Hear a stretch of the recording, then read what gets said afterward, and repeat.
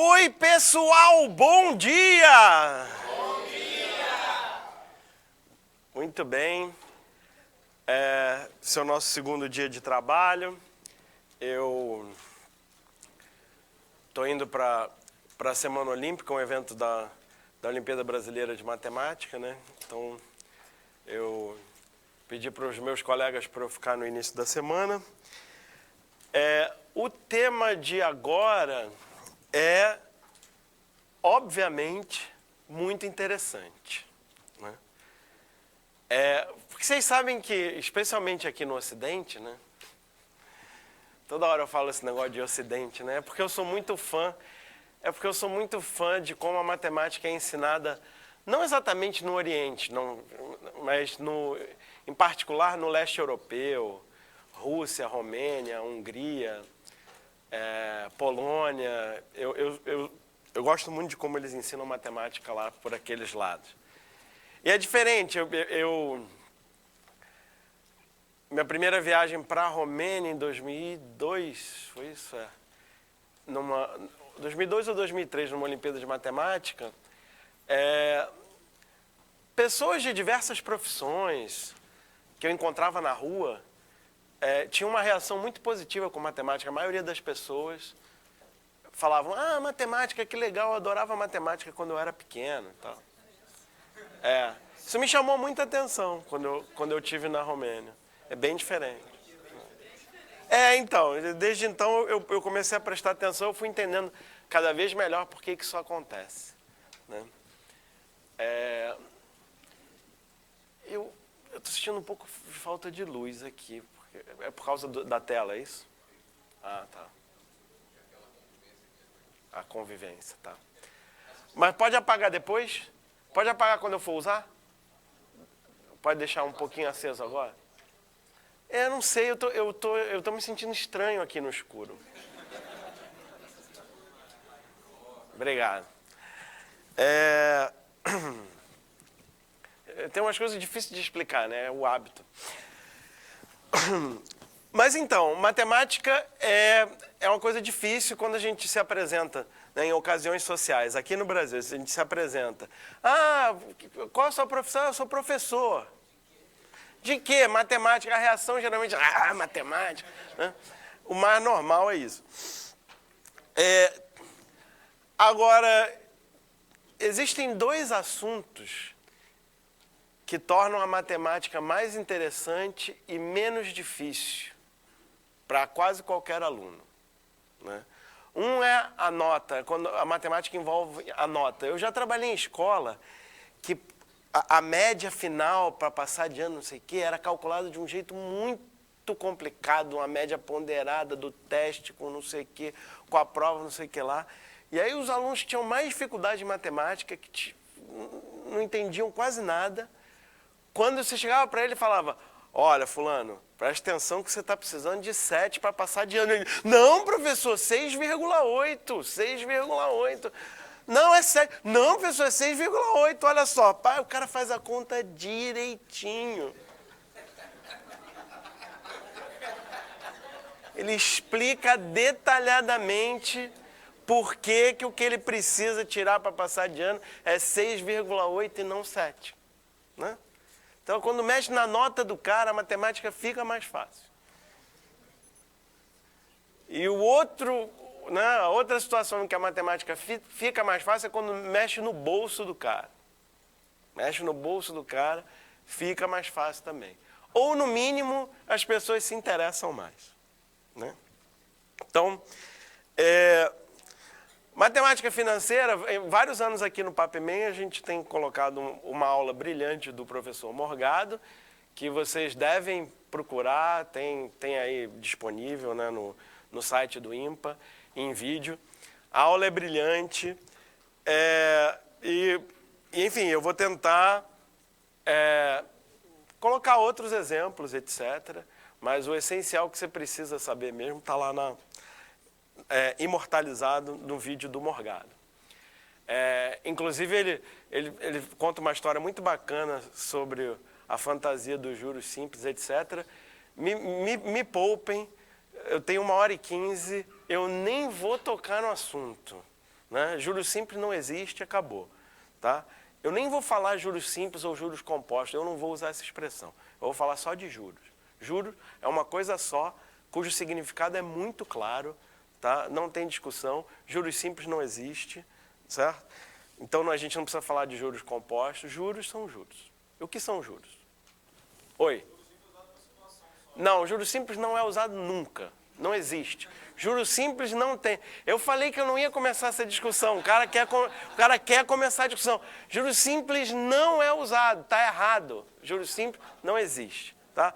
Eu já sei que você vai dizer, quando o prazo é menor do que não sei o quê, que aí... Claro, porque os bancos... Isso daí depende do contrato que está com o banco. Aí o banco te... É outro jeito do banco enganar as pessoas. Entendeu? Mas, porra... Eu vou falar da matemática financeira. Os métodos dos bancos para enganar as pessoas fica para outra ocasião. Tá? Na verdade, quem conhece matemática financeira pode ficar mais atento com os perigos, né, de certos contratos financeiros. Tá? Ok. Qual o conceito principal da matemática financeira? O conceito de juros. Tá? Alguém aqui quer R$100? Eu tenho uma nota de R$100 aqui. Alguém aqui quer R$100? Quem quer R$100? Parece o programa do Silvio Santos, né?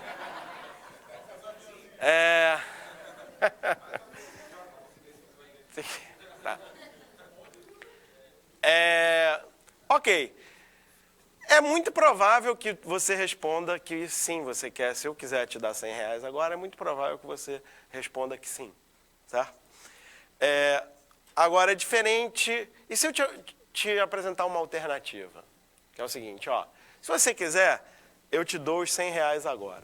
Tá? Agora, se você preferir, e você quiser esperar um ano, daqui a um ano eu te dou R$110. Tá? Em vez desses R$100. O que você prefere? Agora você tem uma decisão a tomar, certo? Uma decisão que envolve uma troca de valor intertemporal. Né? E a essência dos juros é essa. E não é só... Isso é um fenômeno que não é só financeiro. Tá? Tem um livro... fantástico que me recomendaram outro dia, eu li, do Eduardo Gianetti, que se chama O Valor do Amanhã, eu recomendo, sobre isso, sobre o conceito, o conceito de as trocas de valor intertemporais que vão além do dinheiro. Tá? A matemática financeira a gente lida com o dinheiro, mas isso ocorre em várias outras situações da natureza também. Tá? Eu não vou entrar nesses detalhes, mas eu recomendo o livro. E aí, você prefere R$100 agora ou 110 daqui a um ano? Repara que se eu falo para você, se eu te pergunto se você quer R$100 agora ou R$90 daqui a um ano, não tem o que pensar, certo? Não tem o que pensar. Porque R$90 vai valer menos do que R$100 em qualquer tempo determinado, certo? Então, se eu daqui a um ano eu vou te dar R$90 e agora eu te dou 100, você pode pegar a nota de 100, guardar no bolso, esperar um ano e daqui a um ano você obviamente vai ter mais do que R$90, porque você tem 100, certo? Tá? Agora, a diferença entre 100 e 110, como é que você vai tomar essa decisão? É isso aí, depende. Né? Depende de uma série de fatores. De fato, para algumas pessoas, pode ser muito mais importante ter os R$100 agora do que 110 ou 150 ou até R$200 daqui a um ano. Né? Dependendo da necessidade urgente que essa pessoa pode ter do dinheiro. Tá? Né? E para algumas pessoas, 110 daqui a um ano pode ser ok, e para outras pode ser pouco. Né?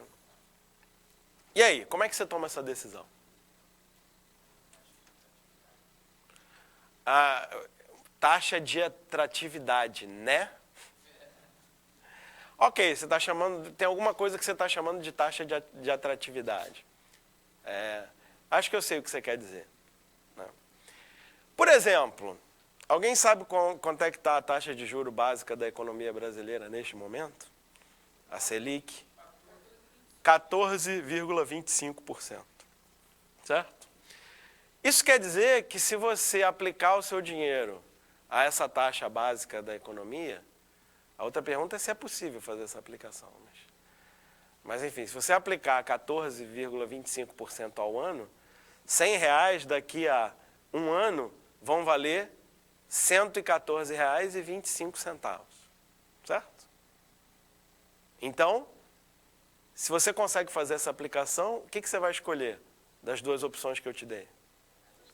Você vai escolher pegar os R$100 agora, porque você vai pegar esses R$100 agora que eu vou te dar, você vai colocar na aplicação que rende 14,25% ao ano, e daqui a um ano você vai ter R$ 114,25. E eu só estava te oferecendo 110.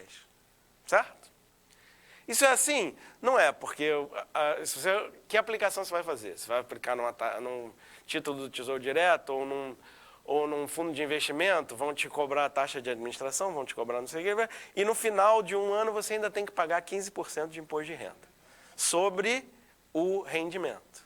Então você não vai ter R$ 14,25. Você tem que fazer essa conta direito, para ver exatamente quanto vai ser. Né? E aí pode ser relativamente próximo dos 110 que eu estou te oferecendo. Tá? Então, na prática, se você fizer a conta e tal, meio que, de repente, tanto faz. Agora, como o colega disse, depende da taxa de atratividade. O que é... eu não sei direito o que ele está chamando de taxa de atratividade. Mas o importante é o seguinte, essa taxa na qual você consegue fazer o seu dinheiro render, ela depende de pessoa para pessoa. Tá? Por exemplo, talvez você seja um comerciante, tá, que descobriu uma necessidade do mercado e você descobriu um fornecedor num país distante, não sei o quê, você conseguiu um sistema de distribuição eficiente, etc., e você consegue, para cada R$100 que você investe em mercadorias que você traz lá desse país distante, você consegue um retorno de R$150 em 2 meses, negociando essas mercadorias. Tá? Se esse é o seu caso, você vai pegar esses R$100 agora rindo, né? Em vez dos 110 daqui a um ano. Porque você tem, né, a sua circunstância, né, profissional nesse momento te permite investir dinheiro a uma taxa muito maior do que a maioria das pessoas. Aí alguém vai dizer, Luciano, mas isso aí tem um risco, né? Que é sempre o outro fator que precisa ser levado em conta em matemática financeira. Eu não vou nem tocar nesse assunto aqui, tocar no assunto medir risco, né? A gente nem vai ter tempo para isso. Mas é bom a gente ter em conta de que o risco existe. E, aliás, é a principal diferença entre você receber os R$100 agora e os 110 daqui a um ano, certo? Porque se você escolher os 110 daqui a um ano, você está trocando dinheiro vivo, dinheiro na mão, com o qual você pode fazer coisas agora, por uma promessa, né? Porque eu estou te prometendo pagar R$110 daqui a um ano, mas quem te garante que eu vou pagar? Diante de uma promessa de pagamento, sempre existe algum tipo de risco. Né? E, de fato, o juro, que é essa remuneração a mais que você recebe com o tempo, ele sempre leva embutido o risco, né? O risco de não receber. Certo? O pessoal chama de prêmio de risco. Né? E, em geral, quanto maior o risco, né, maior tem que ser a remuneração prometida para que o mercado aceite, né, ou as pessoas aceitem correr esse risco. Né? Então, eu dei uma olhada nas taxas do Tesouro Direto de hoje, né, tem títulos, por exemplo, esses títulos de mais longo prazo que o governo paga acima da inflação. O título acima da inflação para 2035 está com uma taxa de quase 7,80% hoje. 7,80% acima da inflação para 2035. O que isso quer dizer? Isso quer dizer que o risco associado ao possível não pagamento pelo governo brasileiro está sendo considerado relativamente alto. E aí o mercado exige uma taxa mais alta para poder comprar esses títulos, né? Então, claro, as decisões financeiras envolvem esses dois fatores. O quanto vale a pena eu esperar, dependendo da remuneração que eu vou receber e do risco que eu avalio que eu posso ter na operação. Eu acabei de falar esse exemplo da operação comercial. Eu vou lá, mando vir de não sei aonde, por navio, blá, blá, blá, blá. Isso pode ser bastante arriscado, né? Mas se a remuneração é 50% em 2 meses, pode ser que eu esteja disposto a assumir bastante risco, né, em troca dessa remuneração mais alta. Tá? Beleza. Agora, por que a gente está falando de taxa? Alguém aí falou de taxa. Taxa, que normalmente a gente coloca em porcentagem, ela, de certa forma, a própria palavra taxa ou porcentagem de alguma coisa sugere uma proporcionalidade, certo? Então, a remuneração que você recebe por um dinheiro que você deixa aplicado, isso é proporcional? Isso tem alguma relação de proporcionalidade? Vamos pensar, né? Foi ótimo que vocês tiveram aula ainda há pouco sobre esse tipo de coisa, eu já vou aproveitar, né? Por exemplo, isso provavelmente, eu não tenho os detalhes históricos concretos, né? Mas provavelmente esse negócio de banco, né, aplicação financeira, etc., surgiu, né, de um desequilíbrio entre as pessoas, ou no mercado, normalmente se chama de mercado. Que tipo de desequilíbrio? Por exemplo, tem aquele comerciante que eu acabei de falar que ele achou um produto que ele consegue buscar não sei aonde, ele consegue vender bem aqui e tal. Então, se ele investir dinheiro nesse produto, ele consegue boa remuneração.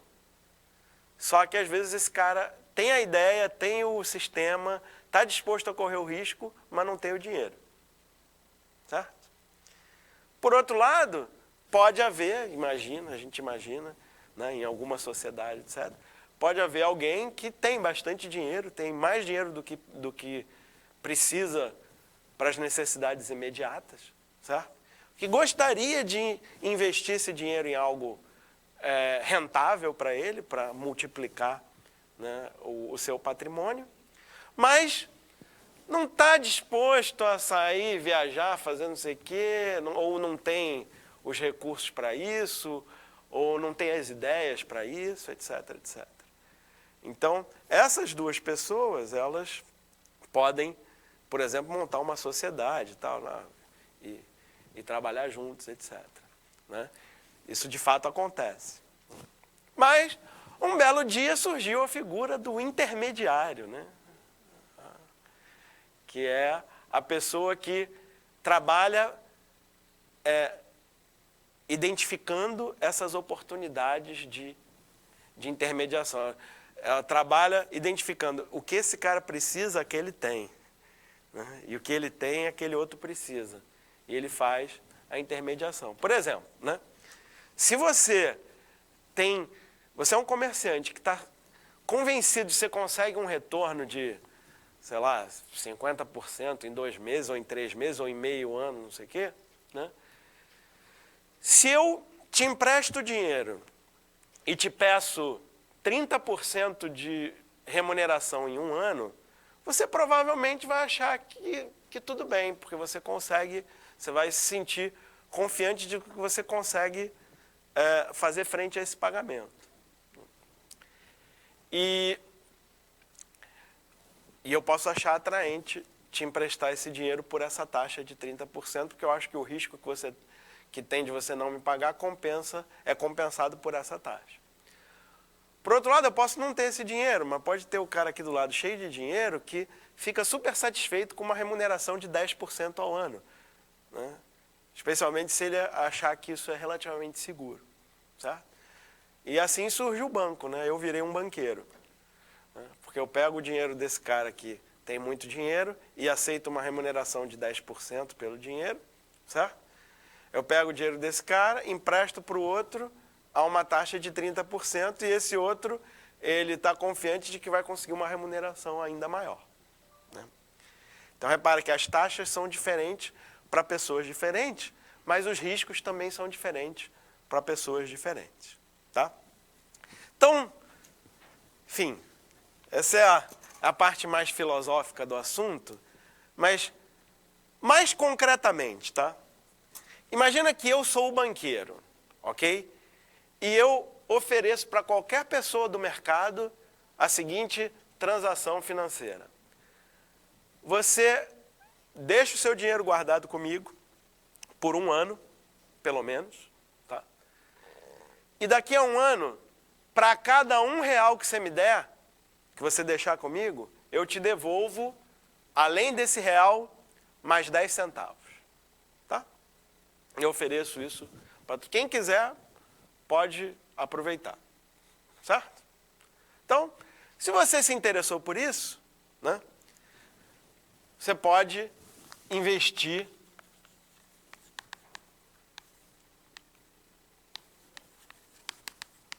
R$100 comigo, certo? Daqui a 1 ano, esses seus R$100 se transformaram em 110, porque para cada real você recebe 10 centavos de volta, ok? Tá? Pergunta é a seguinte, e se você tivesse investido R$200? Quanto você ia receber em 1 ano? 220. Certo? É proporcional, não é? Por que é proporcional?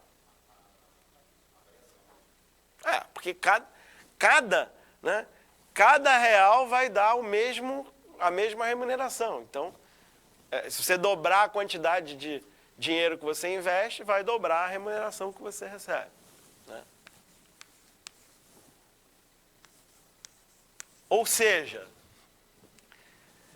se o tempo do investimento é fixo, eu acho que isso é o que gera a maior parte da confusão, inclusive as discussões sobre juros simples, não sei o quê, e até mesmo a criação desse termo horroroso, juros simples. Porque há uma relação de proporcionalidade, sim. Mas a relação de proporcionalidade é, com o tempo fixo, a remuneração ou o montante final é proporcional ao montante inicial. Certo? O que claramente não é verdade é que, fixado o montante e variando o tempo, acabou a relação de proporcionalidade. Certo? Por que acabou a relação de proporcionalidade? Tá. A gente tem que fazer algumas hipóteses aqui, certo?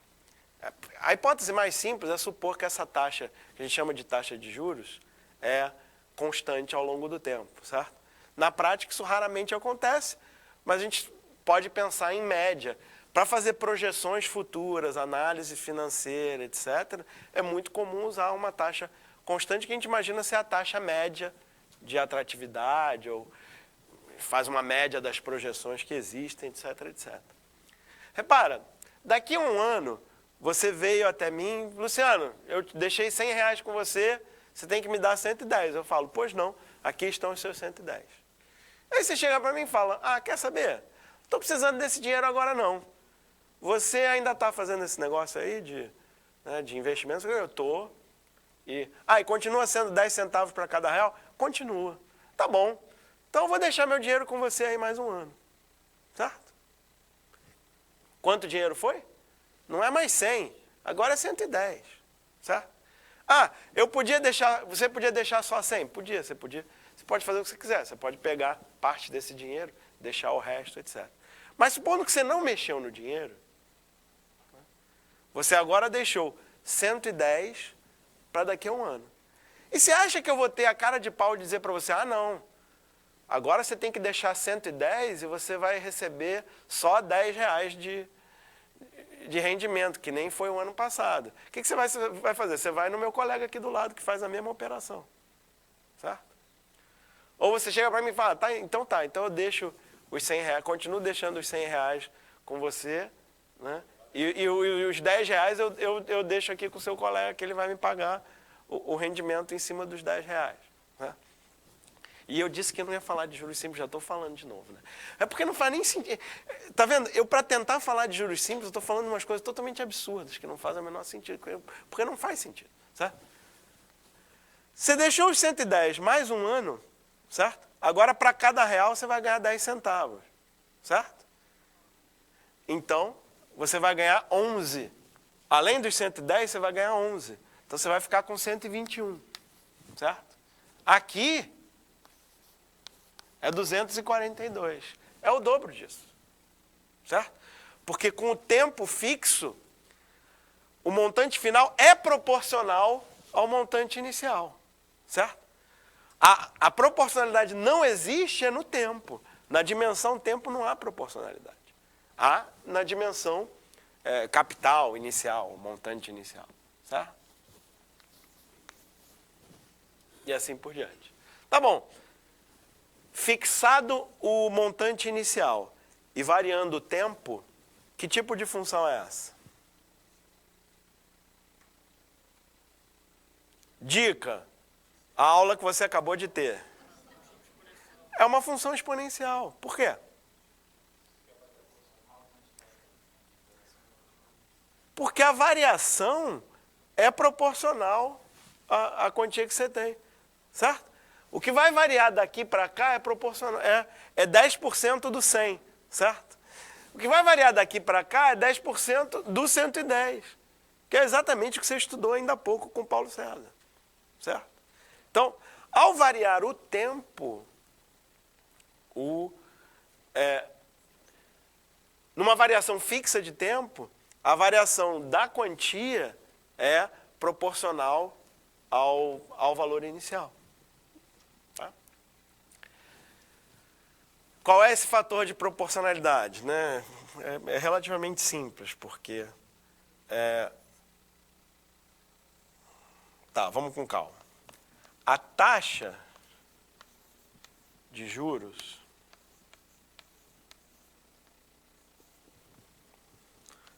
anual é 10%. Repara, por que faz sentido a gente falar de uma taxa de juros? Por causa dessa proporcionalidade com relação ao capital inicial, certo?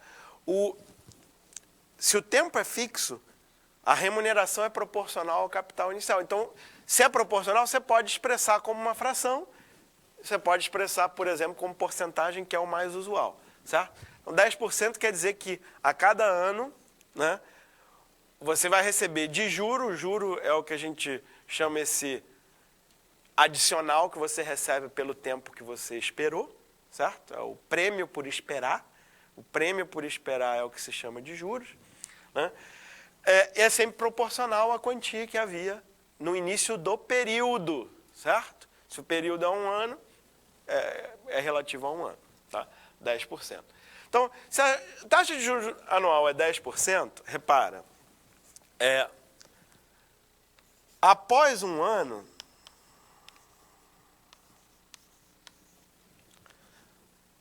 eu vou usar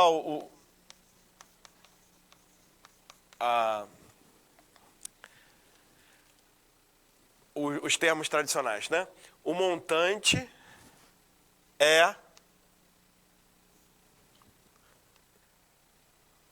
vou chamar de C de capital. C mais 10% de C. C de capital, tá?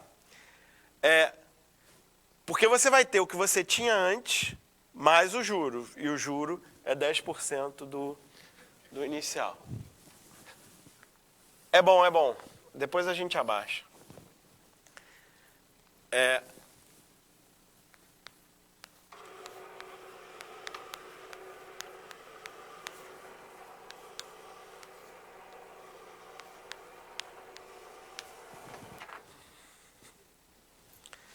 Tá, esse C é o capital inicial.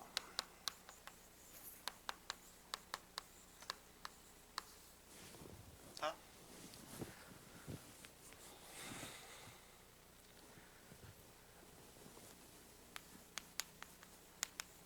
O que acontece após 2 anos? Se você não mexeu no seu investimento, certo? Você agora vai ganhar juros em cima do novo montante, certo? Então vai ser C vezes 1,1 vezes 1,1 de novo. Porque cada ano que passa, seu capital fica multiplicado por 1,1, certo? Isso o Paulo falou hoje também. Tanto a variação como o próprio valor da função são proporcionais ao que você tinha no início do período anterior, certo?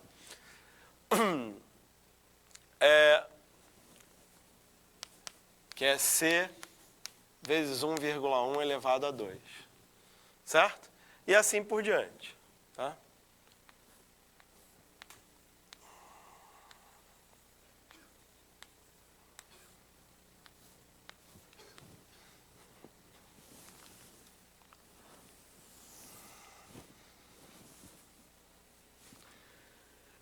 Em geral, esse 1,1 a gente pode colocar genérico, né? Em geral, a gente usa a letra I, né? Então, em geral, isso vai ser o montante igual ao capital.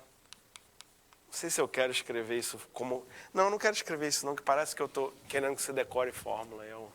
É a última coisa que eu quero. Deixa assim. Vamos ver um exemplo.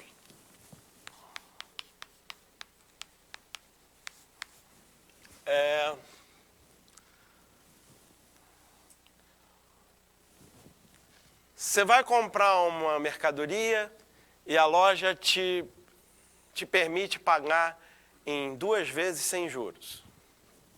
Então você pode pagar em 2 vezes sem juros ou 5% de desconto à vista.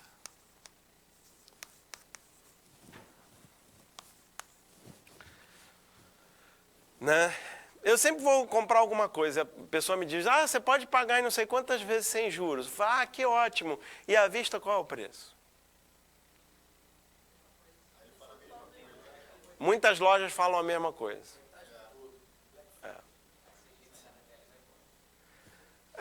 Aí depende. Ou paga parcelado, né? Se for realmente a mesma coisa. Aí não tem o que pensar. Mas se você consegue um desconto à vista, aí você já tem uma decisão financeira a tomar. Certo? É claro que eu estou supondo que você pode pagar à vista, que você tem disponibilidade para pagar à vista, senão também não tem muito o que pensar. Bom, tem o que pensar, você espera mais um mês antes de comprar aquilo que você acha que precisa. Aquele par de sapatos, de repente, não vai te fazer tanta falta em um mês, né? Você compra no mês que vem, pode ser mais inteligente, certo? Mas quando você tem o dinheiro para pagar à vista, o que você vai preferir aqui?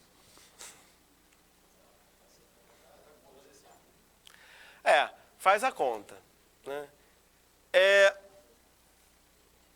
O que eu já posso te adiantar é que a taxa de juros que essa loja cobra, na prática, é maior do que 5% ao mês. Bom, se essas duas vezes eu estou supondo que é mensal, né? Especialmente se essas 2 vezes são com a primeira no ato da compra, que é o que eu estou supondo. Tá? Como é que a gente faz essa conta? Um jeito simples de fazer, aproveitando que em relação ao montante inicial é tudo proporcional, certo? Você escolhe um montante que facilite as contas. Em vez de escrever uma coisa genérica, escolhe um montante que facilita as contas. Por exemplo, 100. 100 é bom, né? Para trabalhar com porcentagem, tá? Então, isso quer dizer o seguinte, que a prazo, você vai pagar 100 agora e 100 daqui a um mês, tá? Então, isso aqui é agora. Isso aqui é em um mês. Tá? E à vista é R$200 com 5% de desconto, certo? Isso dá 190, certo? Ok? 5% de desconto em cima de R$200, 190. Então você tem que ver qual das duas você prefere.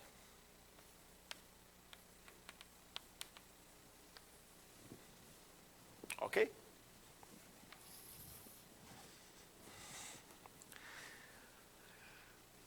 E aí, como é que a gente faz essa conta? Vê a diferença, né? Certo? Qual é a diferença entre pagar à vista e pagar a prazo?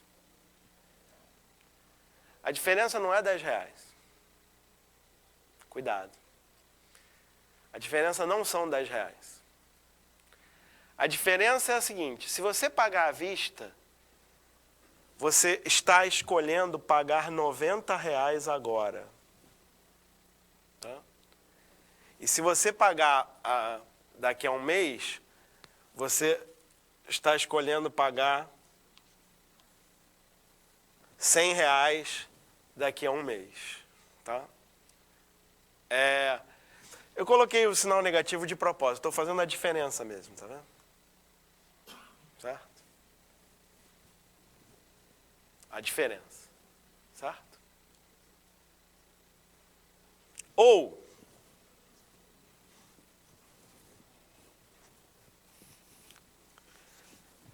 eu vi umas caras de dúvida, então não subtrai ainda não. Faz o seguinte, supõe que você tem os R$190, certo? O que você está escolhendo quando você paga agora? Você se desfaz dos seus R$190 e recebe a mercadoria, certo? O que você está escolhendo quando você paga a prazo? Dos seus R$190, você só entrega 100 e guarda 90 para você e pega a mercadoria. Um mês depois, para continuar com a mercadoria, você tem que pagar R$100, certo? Então você tem um mês para fazer os seus R$90 se transformarem em 100, certo? Se você quiser que o pagamento a prazo valha a pena, ok? Então, no pagamento a prazo, R$90 hoje equivalem a R$100 em um mês. Certo? Minha pergunta para você é a seguinte: qual é a taxa de juros mensal que transforma R$90 em R$100? É mais do que 10%, né? Assim, fazendo a conta por alto, é mais do que 10%. Que 10% de juro ao mês transformaria 90 em 99. E ainda não seria suficiente, certo? Então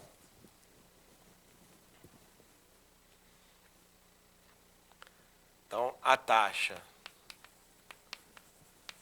de juros é maior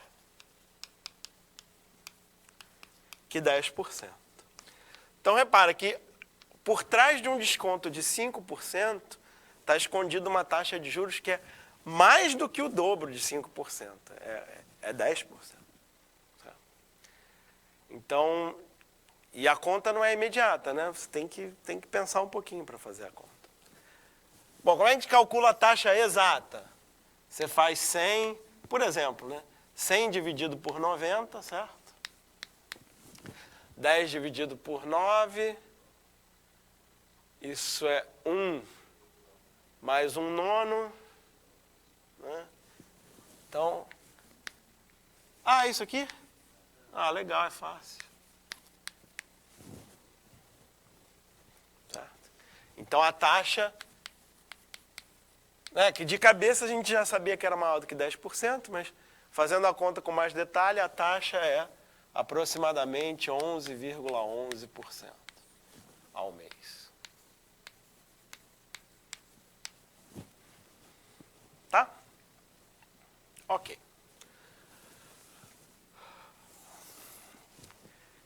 Então, aqui eu já usei a palavra que, para mim, é a palavra mais importante em todo esse estudo, que é equivale.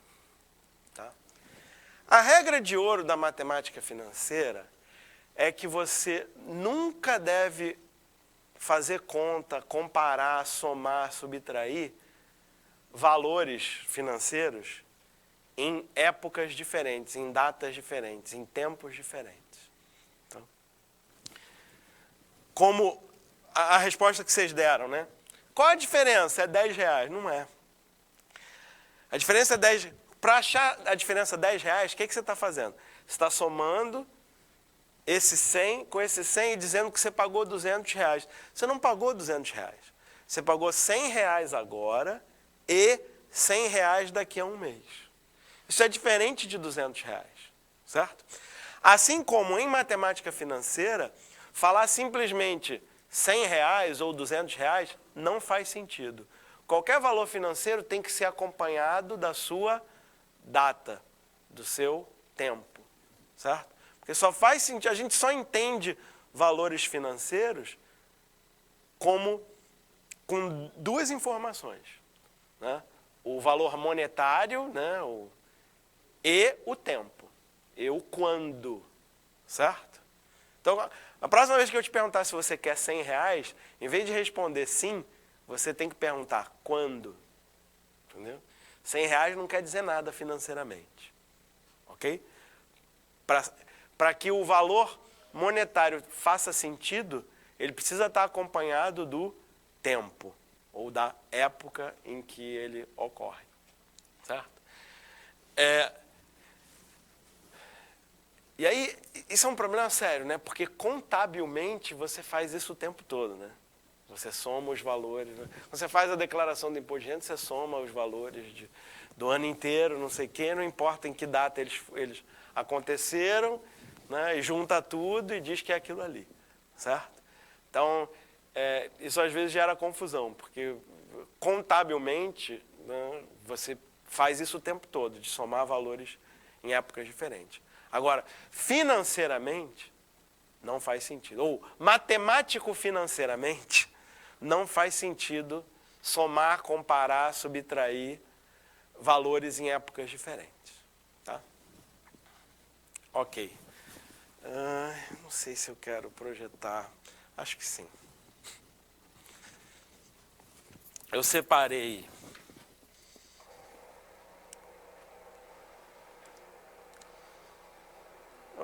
algumas coisas, mas...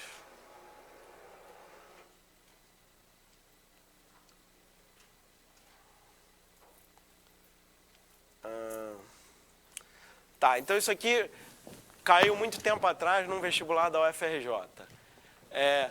Uma certa mercadoria cujo preço à vista é P será vendida a prazo de acordo com o seguinte plano de pagamento. R$100 de entrada, uma prestação de R$240 a ser paga em 30 dias e outra de R$220 a ser paga em 60 dias. Determine P o valor de venda à vista dessa mercadoria. Tá? Eu vou fazer isso de dois jeitos. Eu vou fazer de um jeito mais ingênuo e depois eu vou fazer do jeito que eu recomendo que você faça. Tá? Oi? Ah, tá faltando informação, né?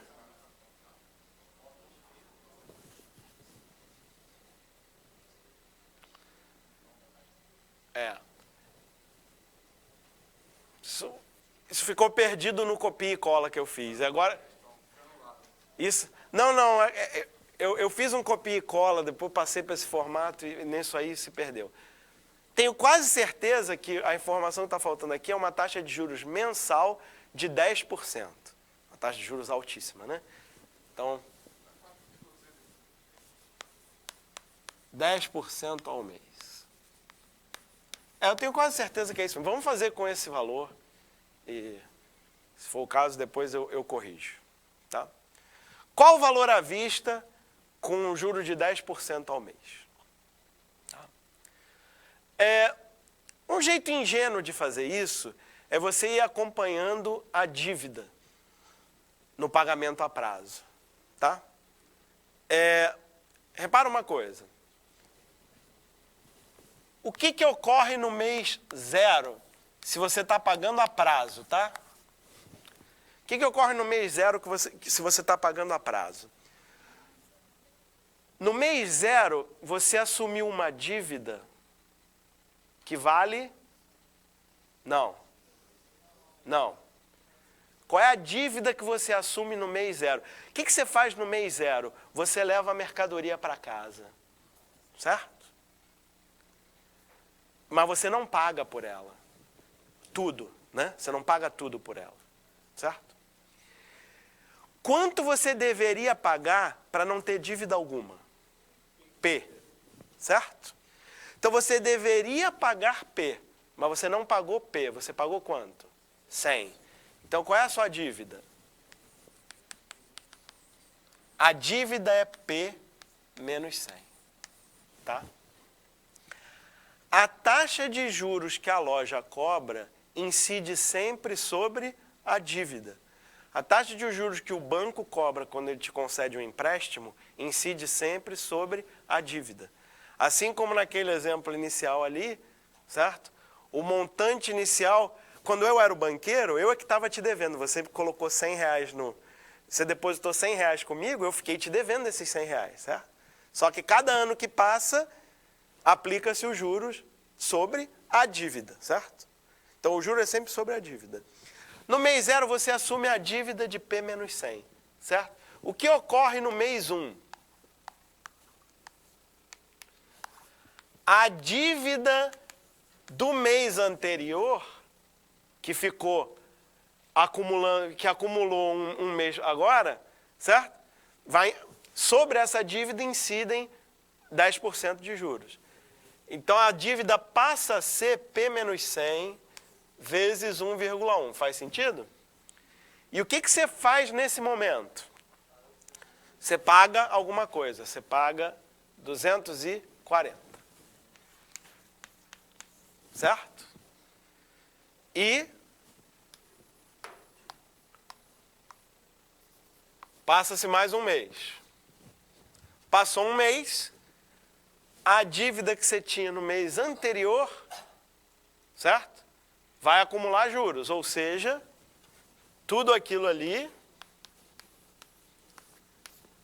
você multiplica de novo por 1,1. Ficou 1,1 ao quadrado aqui, né? E esse 240, esse menos 240, ficou multiplicado por 1,1, certo? E o que você faz agora no mês 2? Paga 220. E o que ocorre com a dívida nesse momento? Zerou, ok? Você terminou de pagar. A loja disse que você quitou a dívida, ok? Então, isso aqui tem que ser igual a 0, tá? Isso aí dá uma equaçãozinha do primeiro grau em P, certo? É só fazer a conta que você acha o P, tudo bem? Eu nem vou terminar a conta. Eu não vou terminar a conta porque eu quero te oferecer uma alternativa que é um pouco mais abstrata, mas que eu acho que funciona melhor em termos de compreensão do que está acontecendo. Tá?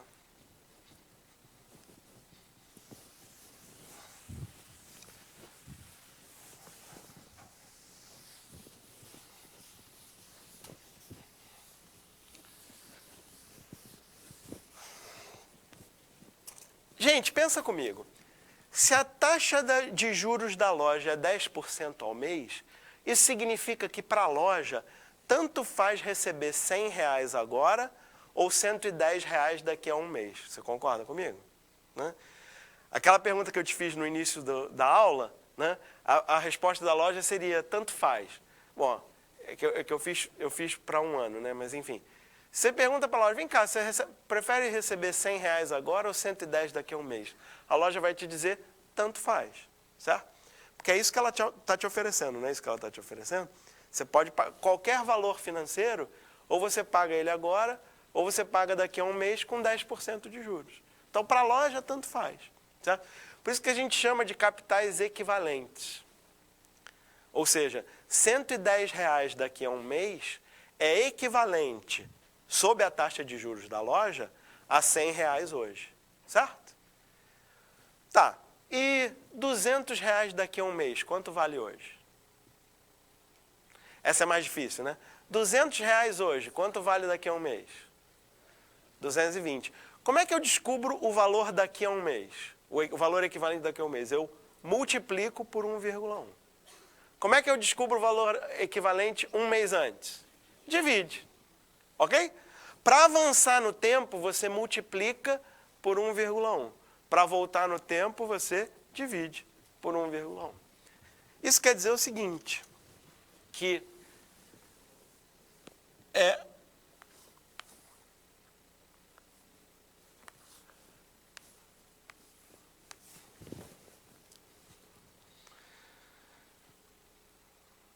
sabe o que quer dizer isso?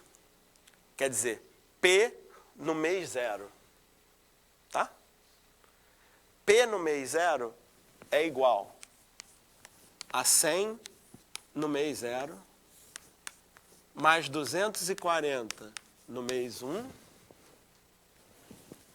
mais 220 no mês 2. Por que é igual? Igual porque quer dizer que para a loja tanto faz. Né? Você pode pagar isso aqui, ou você pode pagar isso aqui e você leva a mesma mercadoria, certo? Isso quer dizer que para a loja, receber isso aqui ou receber isso aqui dá no mesmo, certo? Agora, a loja aplica uma taxa de juros de 10%. Então, sob essa taxa de juros de 10%, aí você que escolhe, mas o segredo é o seguinte, você passa todos os capitais, todos os montantes, para uma mesma época, certo? Por exemplo, para o mês 0, tá? Esse 100 já está no mês 0. Esse 240 equivale a quanto no mês 0? Estou voltando um mês, não estou? Então, divide por 1,1. Aqui eu estou voltando 2 meses, certo? O que eu faço? Divide por 1,1 ao quadrado. Ok? Uma pequena vantagem disso é que você nem precisa resolver uma equaçãozinha, você já tem o valor direto, certo?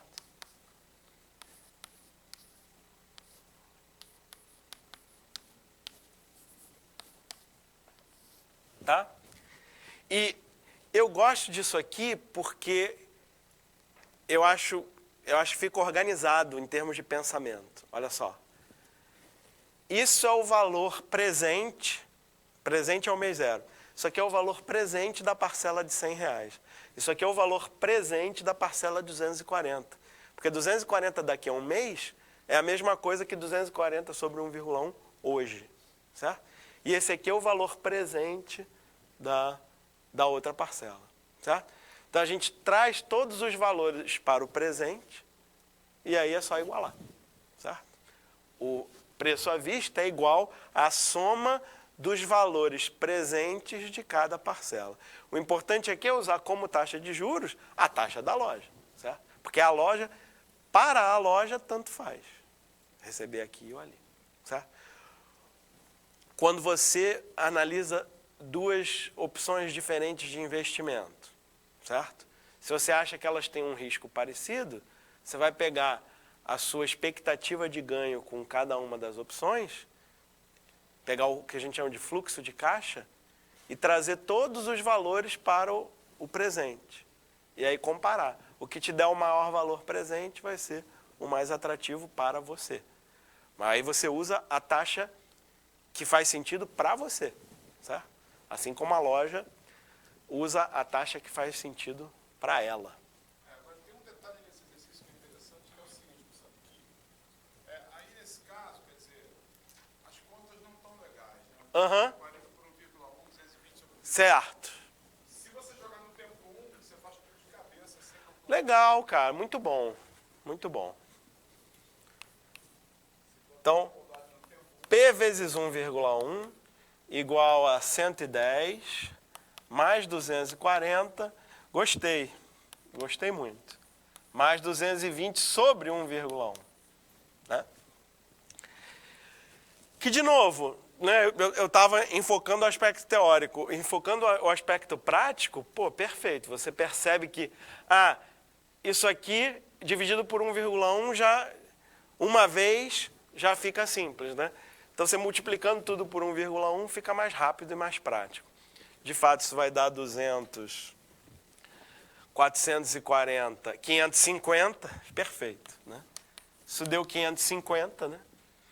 E aí 1,1, 550 dividido por 1,1 é a maior moleza. P dá 500. Legal. A esperteza para fazer conta é boa também, né? Tá. Para variar, eu tenho menos tempo do que eu queria, né? Sim.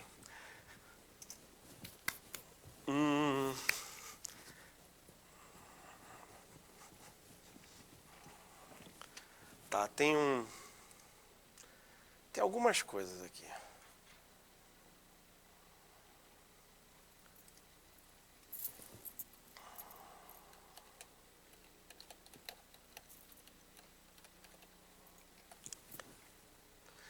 Então, a busca que eu fiz foi essa.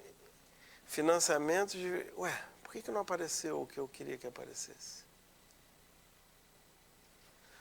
Peraí. Taxas. Taxas, financiamento de veículos. O Banco Central, isso. O Banco Central tem essa tabela aqui, é super legal, ó.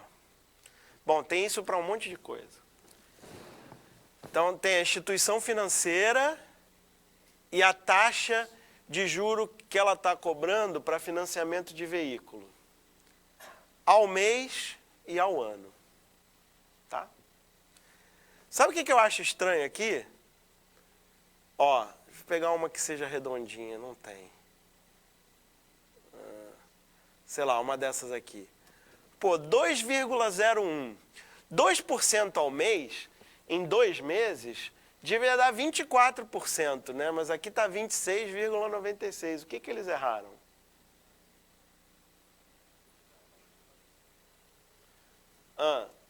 Taxa equivalente. Mas o que é isso? Você decorou?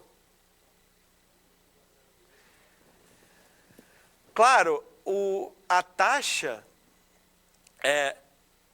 mensal e a taxa anual, a relação entre elas não é de proporcionalidade. Por que não? Porque você está variando o tempo. Certo? Você está variando o tempo, não há proporcionalidade nesse fenômeno, é um fenômeno exponencial. Certo? Como é que a gente obtém...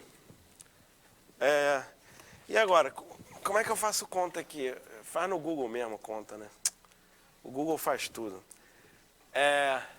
Peraí, a taxa mensal era 2,01, né?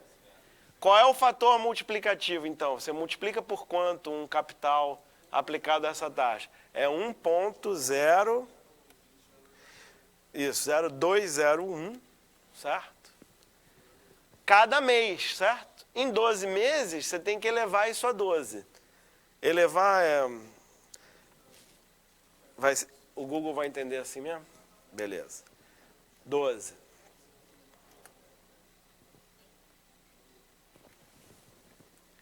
E aí, tá lá, ó. 26 e 97, certo? Olha, aqui tá até um pouco menor, por algum motivo. Por algum estranho motivo, eles arredondaram para baixo isso aqui. É que provavelmente... Eu imagino que ele esteja fazendo ao contrário, né? É verdade, olha só. Isso é questão de arredondamento. É capaz deles fazerem daqui para cá, né? Sei lá.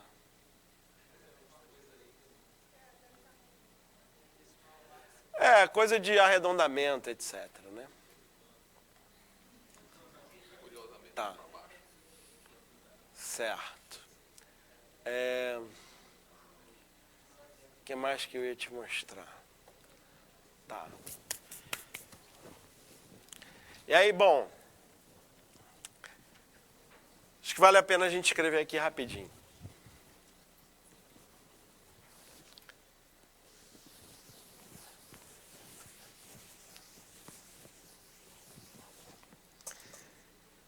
O que é uma operação financeira muito típica, especialmente em financiamentos desse tipo, veículo, alguns tipos de financiamento de imóveis também são assim, é você ter parcelas iguais, certo? Eu acho que parcelas iguais é uma questão de organização da pessoa, né? Que, em geral, as pessoas têm a remuneração mensal fixa por pelo menos um ano e tal, então faz sentido ela se organizar, né, de maneira fixa também. Ela sabe que vai ter que pagar aquela parcela de R$300, de R$400 para comprar alguma coisa, né? E aí,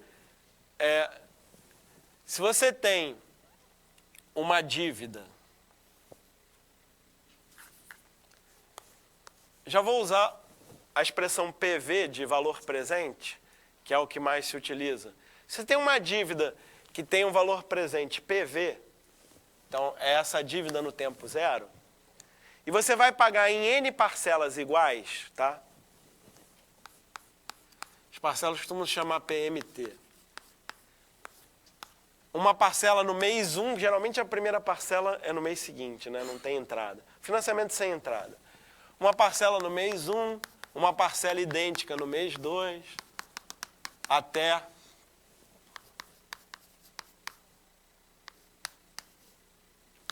essa mesma parcela no mês N, né? N parcelas, certo? Aí você pode passar tudo para o mês 0, como a gente fez antes. Eu, particularmente, prefiro passar tudo para o último mês para evitar denominadores, tá? Então, assim, no mês... E eu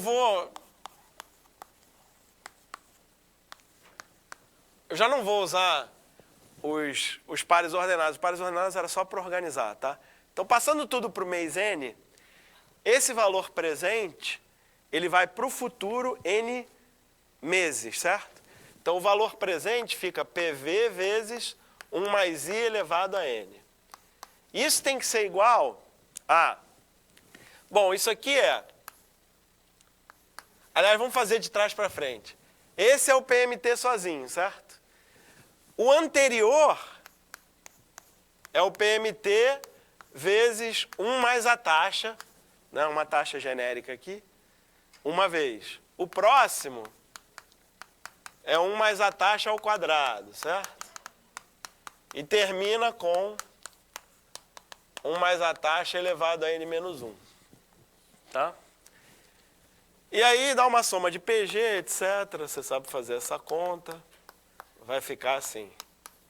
PMT, 1 mais I elevado a N, razão elevado a N menos 1, sobre a razão menos 1.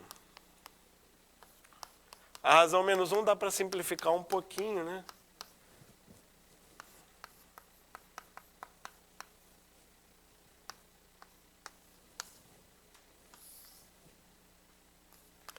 Tá?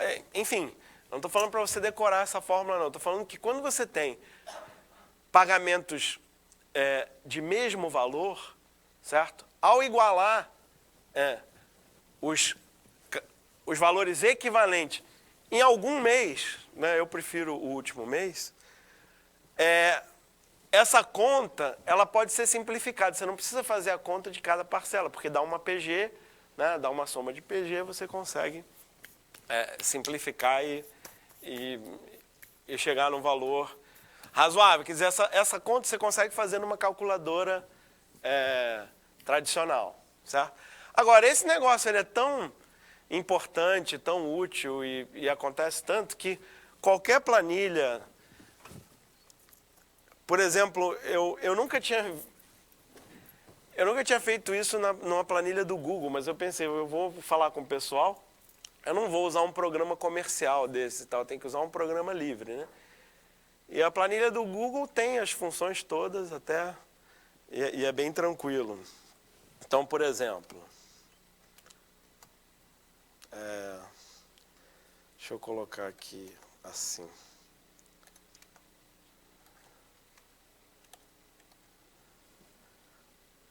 Imagina que você vai financiar, você vai comprar um carro, aí você vai financiar R$10.000, tá? Oi? Não estão vendo nada? Ah, tá pequeno, beleza. Então, como é que aumenta? zoom. Ctrl, Shift mais. Aê. Beleza. Tá, 2% ao mês. 2% ao mês. Você vai pagar o seu carro, isso não é o preço todo do carro, né? É um pedaço do carro em 1 ano. Que parcela você vai pagar, né?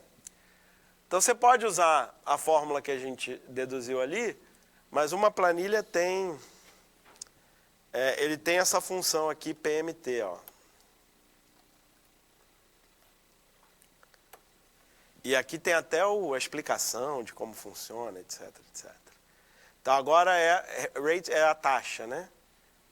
Então agora, mas aí desapareceu aqui, legal, ótimo. Muito, muito prático.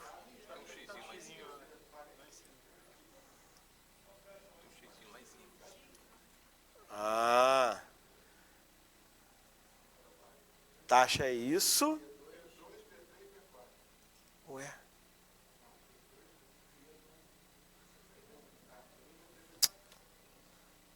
Bom, eu não estou conseguindo fazer, mas eu estou vendo que o pessoal aqui sabe fazer, então tá bom.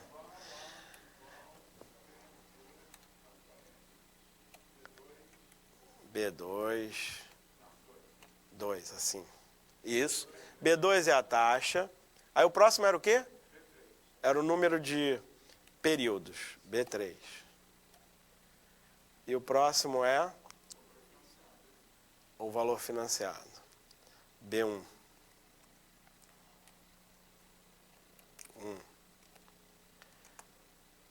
Pronto. Então, você... Oi.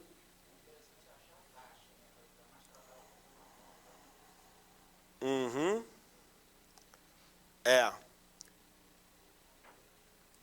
Isso. Eu já deixei preparado isso aqui. De qualquer forma, eu tenho pouco tempo, né? É melhor fazer logo. Então tá, vamos calcular a taxa. Tá, tem a planilha do Google, ou qualquer planilha, tem também uma função para você calcular a taxa, certo? Agora, eu queria realmente terminar hoje, acho que eu vou conseguir terminar com isso, passando uns 5 minutinhos do tempo. O problema mais difícil, tá? Porque aqui é o seguinte, até mesmo se a incógnita é o N, tá? Se a incógnita é o número de períodos, quer dizer, se eu pagar uma parcela de tanto, em quanto tempo eu quito minha dívida? É uma pergunta super relevante, certo? Até essa pergunta não é muito difícil de fazer com uma calculadora científica tradicional. Porque a incógnita ficaria no expoente aqui, mas você resolve uma equação exponencial, usa logaritmos e tal, você resolve, tá? Calcular qualquer outro elemento aqui é mais simples ainda do que calcular o número de períodos. O mais difícil é calcular a taxa de juros. Porque essa equação, imagina que tudo é constante, exceto o i. Isso é um polinômio de grau n.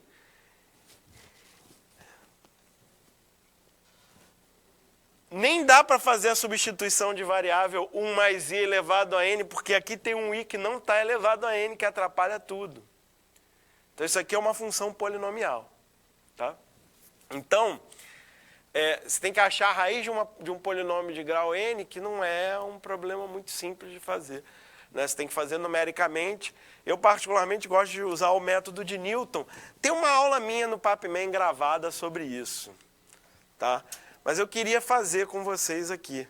Eu acho que se vocês me ajudarem, a gente consegue. Então, assim, vai ter um PMT, vai ter um PV, acho que a ordem não está muito boa. Vai ter um N, certo? E eu quero calcular a taxa, I.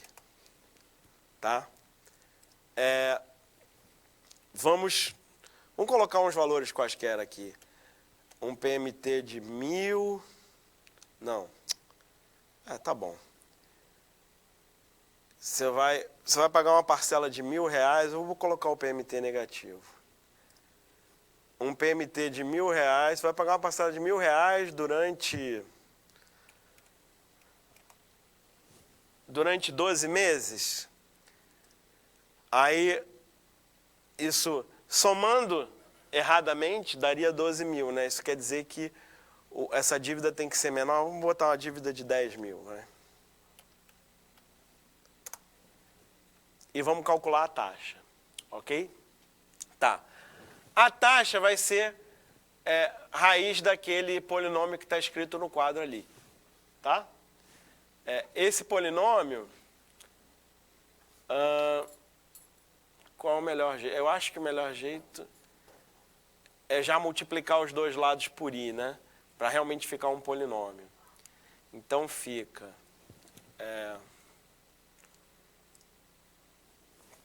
f de x igual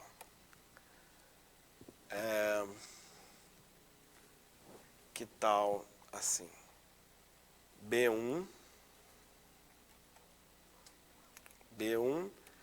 vezes a taxa é x, né? A taxa é incógnita, x, vezes esse 1 mais i, quer dizer, 1 mais x, elevado a B3.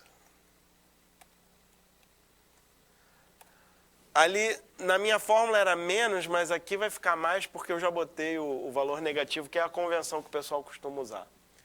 Aí, então é menos o PMT, menos que é mais, o PMT que é B1, né? Dá para ver o que eu estou fazendo? Não deve dar para ver o que eu estou fazendo.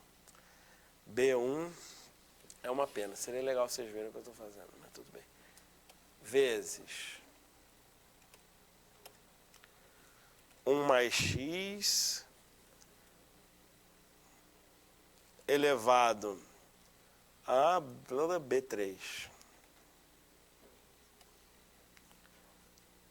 menos 1. Tá certo? Acho que tá.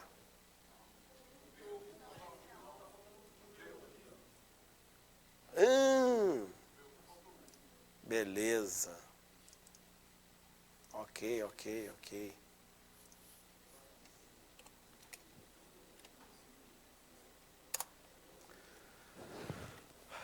Ótimo. Tá. Então a função tá aqui, ó. Dá para ver agora? Tá errado. Tá errado.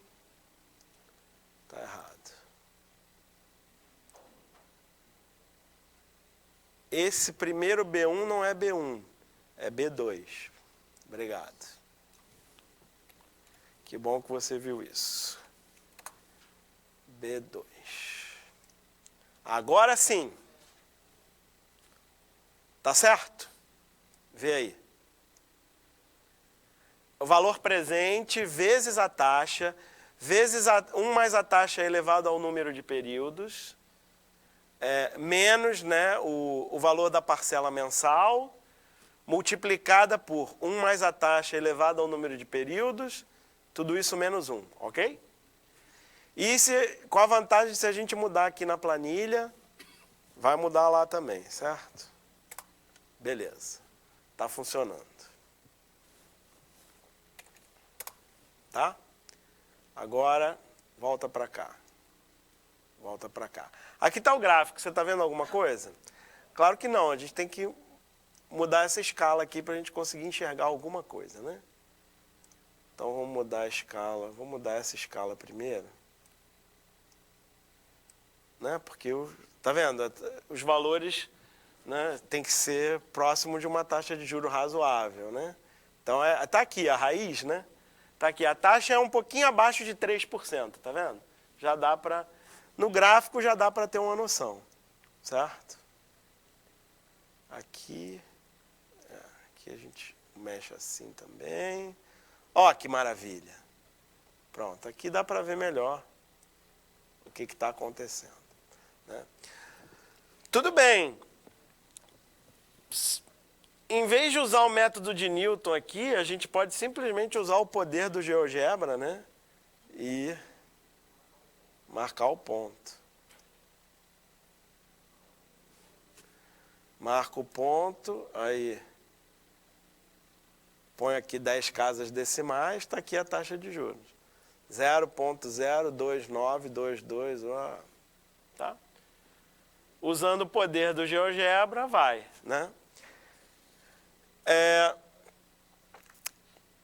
Eu podia pelo menos mostrar a tela com o método de Newton, mas eu não estou com o meu computador. Acho que eu vou fazer referência a vocês à aula anterior. Eu fiz uma postagem no meu blog sobre essa aula anterior, então se você procurar no meu blog, talvez você ache mais fácil. Depois eu ponho o endereço do blog daqui a pouco. Porque eu acho que com o tempo que a gente tem, não vale a pena fazer o método de Newton de novo aqui. Dado que simplesmente clicar num pontinho já deu a resposta, né? Porque a gente podia ir na planilha do Google e verificar, né? Só para conferir.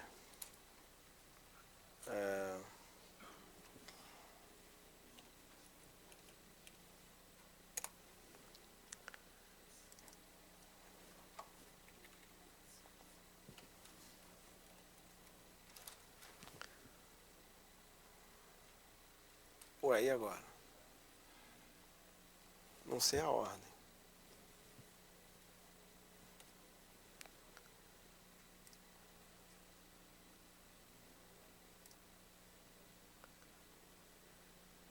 NPMT-PV. Tá.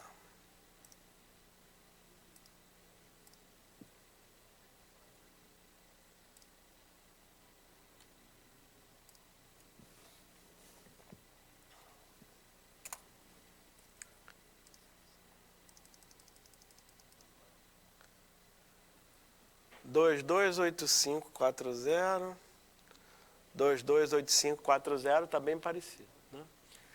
Então é legal porque a gente, usando o poder do GeoGebra, a gente vai um pouquinho mais rápido. Mas a moral da história é: calcular a taxa de juros é um problema numericamente difícil, tá?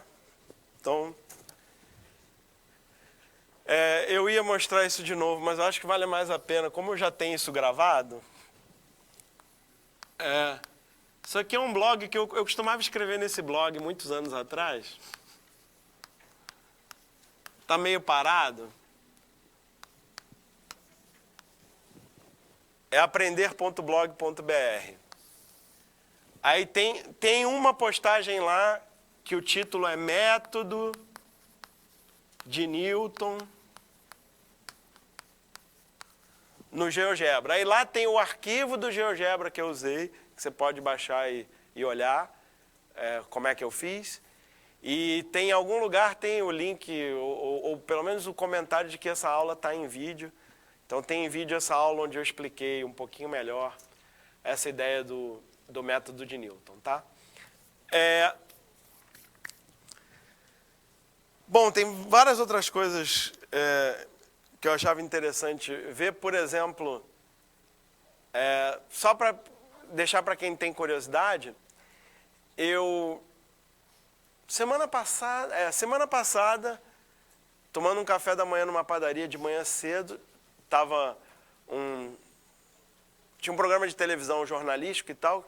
Os caras deram uma tabela da taxa de juros real de vários países, não sei o quê. O Brasil estava em primeiro lugar, com mais de 6% de juro real. Eu achei muito esquisito esse mais de 6%, porque eu tinha uma vaga noção de que a nossa inflação anual está beirando os 10%, e a taxa de juros está 14,25%. Então, com a taxa de juros de 14,25%, inflação de 10%, o juro real tem que estar abaixo de 4%, fazendo uma conta bem banal, tem que estar abaixo de 4,25%, que seria a diferença aritmética, que vai ser ainda menor do que isso. E De fato, aí eu procurei um pouco, eu achei uma matéria da revista Exame de julho de 2015, onde ele dá um juro real de 4,9 alguma coisa por cento, que aí eu olhando o valor do IPCA acumulado anual em junho e a taxa de juros daquela época, eu fiz a conta e bateu o número exato que a revista Exame deu. O número que apareceu no jornal da como é que é o jornal de manhã da Globo, da TV Globo? É, um jornal desses aí. Aí eu achei também na internet, tem a referência no Google, uma das primeiras referências no Google, se você procura taxa de juro real. Continua lá esse valor de 6 e pouco por cento. Não tem nenhuma referência de como é calculado e eu não tenho a menor ideia de como eles chegaram nesse valor. É uma coisa que eu ia propor para vocês, se vocês quiserem investigar um pouco, como é que eles chegaram nesse valor. Porque o valor que eu cheguei com os dados atuais dá 3 e pouco. Não, dá abaixo de 3. Pode ser que tenha viés ideológico. Bom, isso aí eu não vou julgar, mas eu não consegui chegar naquele valor, né? E, enfim, eu acho que a moral da história esse é um tema que mexe no bolso de todo mundo, é algo que a gente pode usar para estimular nossos alunos a estudarem mais matemática e há muita desinformação nessa área. A gente encontra na mídia muita coisa errada e incompleta, etc. Então é um tema que vale bastante a pena explorar, até para a gente convencer cada vez mais gente do quanto a nossa matéria é super importante e super útil para todo mundo, tá? Sei. Ele dá palestra dele de estatística, Aham.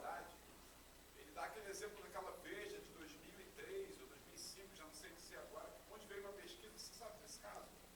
Não tenho certeza se eu sei. Interesse pelo sexo, né, que, não sei qual, uma certa porcentagem das mulheres no Brasil, uma pesquisa que foi feita sei lá por quem, declararam não ter interesse por sexo, uma certa porcentagem dos homens, e na capa da Veja, dessa edição da Veja, ao dar a suposta porcentagem da população total, foram somadas as porcentagens dos homens.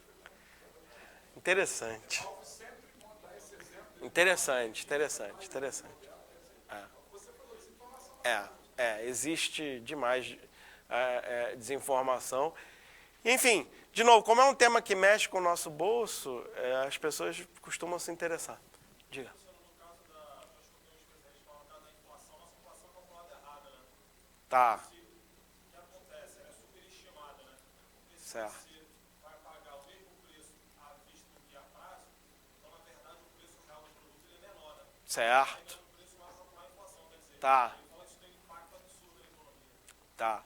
É interessante esse ponto, né? Que Você superestima a inflação, então isso tem um efeito.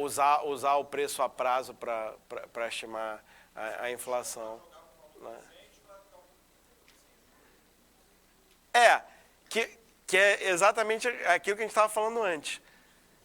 Um dos erros mais comuns que se comete em matemática financeira, se essa mensagem foi bem passada aqui, valeu o tempo que a gente investiu, um dos maiores erros é somar, comparar, subtrair, calcular valores de tempos, de épocas diferentes, certo? O correto, matemático financeiramente, quando comparar, quando somar, etc., trazer todos para a mesma época, né? Trazer tudo para valor presente. Essa é a forma matematicamente correta de fazer as comparações, as análises, as projeções e etc. Tá bom? Obrigado, gente. Até a próxima. Valeu.